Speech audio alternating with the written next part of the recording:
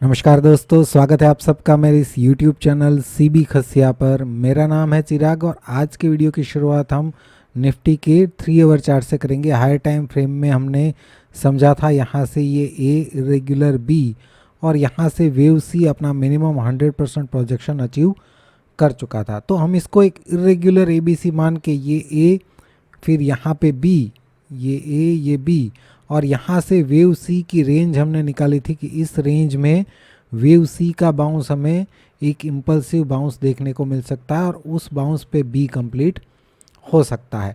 अब यहाँ से जो इम्पल्स शुरू हुआ था उसका हमने रिट्रेसमेंट निकाला था 50 to 70%। इस रेंज में हमारा बाइंग का प्लानिंग था। हमने बात की थी कि ये 38% जो है अपसाइड ब्रेक इवन पॉइंट है इसका रिट्रेसमेंट।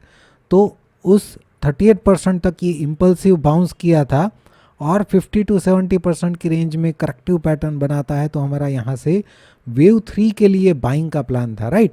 ये हमारा कई टाइम से यहाँ पे इस रेंज का हम वेट कर रहे थे कि यहाँ पे करेक्टिव डिक्लाइन आए तो हम बाई का प्लान कर सकेंगे, लेकिन यहाँ पे गैप अप ओपनिंग होके ये कंटिन्यू अभी कर रहा है, राइट। तो क्या यहाँ पे वेव 3 ऑलरेडी स्टार्ट हो चुका है या अभी भी ये नीचे आके फिर ये ऊपर जा सकता है? समझने के लिए हम इस बाउंस को समझते हैं स्मॉलर टाइम फ्रेम में। यहाँ पे अगर हम चले जाए, ये जो है स्मॉलर टाइम फ्रेम है, 15 मिनट चार्ट है ये निफ्टी का। ये इम्पल्स हमने आइडेंटिफाई किया था बहुत ही अच्छी तरीके से कि ये वेव 5 है। यहाँ पे 5 का प्रोजेक्शन भी हमने निकाला था 100% और यहाँ से डिक्लाइन भी एक्सपेक्ट कर रहे थे 50 to 70% की रेंज में। पहली बार ये 50% तक आ गया था। यहाँ पे आप लोगों के सामने मैं एक बार फिर से वो रिट्रेसमेंट लगा देता हूँ। मेरे ख्याल से यहाँ पे वो हट गया है, राइट। पहली बार यहाँ पे 50% को टच किया था, लेकिन यहाँ पे ये बहुत ही शार्प डिक्लाइन था, तो इसीलिए मैं उसको वेव 2 डायरेक्ट कंसीडर नहीं कर रहा था। मैं ये एक्सपेक्ट कर रहा था कि अभी भी ये वेव 2 का करेक्शन पेंडिंग है और ये W, ये X और Y का डिक्लाइन मैं यहाँ पे एक्सपेक्ट कर रहा था। यहाँ पे मैंने ऑलरेडी Y मेंशन भी किया हुआ है, राइट। तो यहाँ पे W के बाद इसको X भी कंसिडर कर रहे थे, उसके बाद Y के अंदर इसको A, इसको B और यहाँ से C का डिक्लाइन भी एक्सपेक्ट कर रहे थे, लेकिन नेक्स्ट डे यहाँ पे गैप अप ओपनिंग हो गया और ये कंटिन्यू कर गया, राइट। तो अब क्या कंसिडर कर सकते हैं? क्या यहाँ पे ये कुछ लोग बोलते हैं मुझे कि मैं ये ए बी, ये ए बी सी डी और ई इस तरीके से क्यों कंसिडर नहीं कर रहा हूँ, जिसको ट्राइंगल पैटर्न बोलते हैं। यहाँ पे 1 और यहाँ पे 2 और यहाँ से वेव 3 जो है वो स्टार्ट ऑलरेडी हो चुका है। तो मैं ये पैटर्न क्यों कंसिडर नहीं करता हूँ वेव, करेक्टिव वेव के अंदर, राइट। यहाँ पे अगर हम ध्यान से समझे, मैं इन डिटेल समझाऊंगा यहाँ से। जैसे जैसे मान लीजिए मार्केट नेगेटिव हो जाता है तो कोई इश्यू नहीं है, तो ये पूरा करेक्टिव बाउंस हो जाएगा और वेव सी के बाद 2 कंप्लीट होके ऊपर चला जाएगा। लेकिन अगर मार्केट यहाँ से कंटिन्यू करता है तो आपको मैं इन डिटेल समझाऊंगा कि मैं क्यों ए बी सी डी ई को कंसिडर नहीं करता हूँ। जो लोग ए बी सी डी इसको कंसिडर करते हैं और यहाँ से वेव 3 उसको कंसिडर कर रहे हैं, एग्जैक्टली यहाँ से ए बी सी डी ई, यहाँ से जो लोग वेव 3 कंसिडर कर रहे हैं, अगर मार्केट यहाँ से कंटिन्यू करता है तो आप मुझे उनका काउंटिंग बताना, मैं आपको समझाऊंगा कि मैं ये क्यों कंसिडर नहीं करता हूँ। एक छोटे से एग्जांपल से अगर मैं आपको बताऊं, वेव 3 का प्रोजेक्शन हम कितना निकालते हैं? मिनिमम 100% और ज़्यादातर केसेस में वो 161% तक जाता ही है, राइट। ज़्यादातर केसेस में वेव 3 जो है 161% के ऊपर जाता है। अगर मैं यहाँ से वेव 3 का प्रोजेक्शन निकालूँ तो ये 100% की रेंज ही आ रही है 23,157, जो कि मिनिमम प्रोजेक्शन रेंज है वेव 3 के लिए। अब अगर मैं इसको A B C D E consider करूं तो यहाँ से वेव 3 का प्रोजेक्शन 1 2 3 4 और 5 ऑलरेडी इम्पल्स कंप्लीट हो चुका है, या तो फिर थोड़ा ऊपर जाके कंप्लीट हो सकता है, राइट। और ये 100% भी अभी नहीं हुआ है, आप समझ रहे हैं। तो ये प्रोजेक्शन इसका जो मेजोरिटी टाइम 161% अचीव होता है वो तो यहाँ पे आ रहा है, राइट। वहाँ पे तो जो लोग इसको A B C D E consider करते हैं ट्राइंगल पैटर्न, वो लोग तो यहाँ पे यहाँ तक अगर पहुँचता है तो इसको 1 2, फिर उसके बाद यहाँ पे 3, 4 और 5th भी कंसिडर कर लेंगे, आप समझ रहे हैं, 4 और 5, तो ये इम्पल्स ही यहाँ पे ख़त्म हो जाएगा। जबकि हमारे केस में ऐसा नहीं होता है, ये वेव 3 की नॉर्मल रेंज होती है, ज़्यादातर केसेस में 161% वेव 3 रहता है।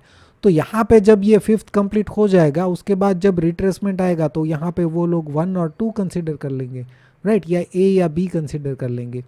तो मेजर डिफरेंस आ जाएगा काउंटिंग में अगर हम इसको ट्रायंगल पैटर्न कंसिडर करते हैं। जो लोग इसको ट्रायंगल पैटर्न कंसिडर करते हैं उनके आगे के रूल भी अलग होंगे, हम नहीं कंसिडर करते तो हमारे आगे के रूल भी अलग है, राइट। तो ये नहीं बोलूँगा कि ये इनवैलिड है, इसको यूज़ ही नहीं करना चाहिए। जो लोग यूज़ करते हैं आप उनके रूल समझिए, राइट। इम्पल्स के रूल उनके क्या है, वो किस बाउंस को इम्पल्स कंसिडर कर सकते हैं, 5 उसमें कैसा होता है, 4 कितना रिट्रेस कर सकता है, वो सारे उनके ही रूल अप्लाई करिए अगर ट्रायंगल पैटर्न आप कंसिडर कर रहे हैं। तो अगर ट्रायंगल पैटर्न कंसिडर नहीं कर रहे हैं तो हम जो रूल डिस्कस करते हैं उसके हिसाब से ही आपको इम्पल्स कंसिडर करना होगा, राइट। तो दोनों में फ़र्क है, अगर ट्रायंगल पैटर्न कंसिडर करें तो भी फ़र्क आ जाएगा और ना करे तो भी हमारे जैसे आपको अप्लाई करना पड़ेगा, राइट। उस तरीके से ये होता है। अभी हम इसको किस तरीके से देख रहे हैं, अगर ये इम्पल्सिव वेव 3 स्टार्ट हो चुका है तो अभी हम काउंटिंग यहाँ से कर रहे हैं, ये ए और 1 बी और 2, ए और 1 इसीलिए लिखा है क्योंकि अगर ये करेक्टिव बाउंस है तो ये 38% अब तक जो हमने ये रिट्रेसमेंट निकाला है 38% इस बाउंस का सी और 3 का, तो वो आ रहा है 22,750। कल यहाँ पे 22,700 आ रहा था, राइट। लेकिन आज निफ्टी ने एक नया यहाँ से एक नया हाई बना दिया है तो वो 38% ऊपर की तरफ शिफ्ट हो गया है, अब आ गया है 22,750। तो ये अब down side break even point है, राइट। जैसे अगर मान लीजिए यहाँ से मार्केट फॉल करता है और इसको ब्रेक कर देता है तो फिर नेगेटिव हो जाएगा और इस रेंज के आसपास ये आ सकता है। और ओवरऑल अगर हम देखें तो ये ए, ये बी और सी बना के यहाँ पे 2 बना के फिर ये 3 के लिए जा सकता है। लेकिन मान लीजिए अगर इस रेंज में ये आता ही नहीं है, जैसे आज नहीं आया, आज अगर हम देखें तो ये जो है कल यहाँ पे क्लोजिंग था तो हमने ये 23 to 38% निकाला था, आज गैप अप ओपन हुआ तो वहाँ पे शिफ्ट कर दिया, तब भी ये 23 to 38% में नहीं आया है। अब इसको इस हाई पे शिफ्ट कर दिया है, अब भी ये अगर नहीं आता है, कंटिन्यू करता है तो फिर यहाँ से हम काउंटिंग भी कंटिन्यू करते जाएंगे। जैसे ये 1 2 फिर 3 के अंदर 1 2 3 4 5 जैसे कंप्लीट हो जाएगा, रिट्रेसमेंट कोई आता है तो हम उसको 4 कंसिडर करेंगे, फिर उसके बाद 5th आएगा, राइट। तो यहाँ से 1 2 3 4 और 5 5th कंप्लीट हुआ तो वो यहाँ पे फिर से हम इसका काउंटिंग करेंगे, ये हो जाएगा ए और 1 बी और 2 और यहाँ पे सी और 3।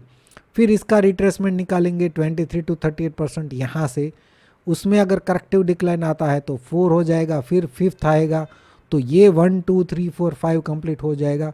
उसके बाद यहाँ से रिट्रेसमेंट निकालेंगे 23 to 38%, वैसे ये 1 2 1 2 1 2 इस तरीके से हो जाएगा। इस तरीके से कंटिन्यू करेंगे, अगर यहीं से कंटिन्यू करता है, डिक्लाइन नहीं आता है तो ये हम पहले से क्यों नहीं कंसिडर कर रहे थे निफ्टी में कि ये 3 के अंदर यहाँ पे 2 कंप्लीट होके ये 1 2 फिर 3 के अंदर 1 2 फिर उसके भी अंदर 1 2, ये हमने पहले क्यों नहीं कंसिडर किया था, क्योंकि इस तरीके का 1 2 1 2 1 2 पैटर्न जो है वो स्टॉक्स में ज़्यादातर बनता है, इंडेक्स में वो रेयर केस में ही बनता है। इंडेक्स में इस तरीके का पैटर्न रेयर केस में बनता है, इसीलिए पहले से कंसीडर नहीं करते। इंडेक्स में क्या रहता है कि एक बार अगर वेव 2 का करेक्शन कंप्लीट हो जाता है उसके बाद वेव 3 की इस तरीके की पर्सनालिटी जो है वो स्टार्ट हो जाती है यहीं से, राइट। तो यहाँ से ये टाइम स्पेंड कर रहा था, इसीलिए मैं इसको वेव 2 का ही पार्ट मान रहा था। दूसरी बात, यहाँ पे वेव 2 बहुत ही शार्प था जो कि जनरली नहीं होता, इसलिए मैं इसको वेव 2 का ही पार्ट कंसिडर कर रहा था और एक्सपेक्ट कर रहा था कि एक बार यहाँ पे आके 2 कंप्लीट करेगा और उसके बाद यहाँ से बाउंस होगा, राइट। तो इस लॉजिक से मैं पहले से यहाँ पे 1 2 1 2 का सिनारियो लेके नहीं चल रहा था, राइट। लेकिन अब अगर इसके नीचे ये नहीं आ पाता है तो हम उस सिनारियो के साथ काउंटिंग को आगे बढ़ाते जाएंगे। अभी के हिसाब से देखें तो ये 1 और 2 के बाद 3 के अंदर 1 2 3 4 और 5th का प्रोजेक्शन निकाले तो ये 61% को भी अचीव कर चुका है। मैक्सिमम प्रोजेक्शन यहाँ पे आ रहा है 23,029। तो इस रेंज में ये यहाँ से जो CO3 स्टार्ट हुआ है वो इस रेंज में कंप्लीट कर सकता है। ये हाई है 22,940 और वहाँ से 23,030 की रेंज में ये कंप्लीट कर देगा, राइट। अगर कंप्लीट कर चुका है तो ये 23 to 38% इमीडिएट सपोर्ट रेंज बन जाएगी। अगर इसमें करेक्टिव डिक्लाइन आता है तो यहाँ से बाउंस करेगा, लेकिन अगर ये इम्पल्सिवली 38% को ब्रेक कर देता है तो फिर इसको हम ABC बाउंस कंसीडर करके यहाँ से डिक्लाइन इसके आसपास का एक्सपेक्ट करेंगे और इस पूरे बाउंस को करेक्टिव बाउंस मानेंगे। यहाँ पे 1 और इसको 2 ही कंसीडर करेंगे, यहाँ पे 2 कंप्लीट होगा, राइट।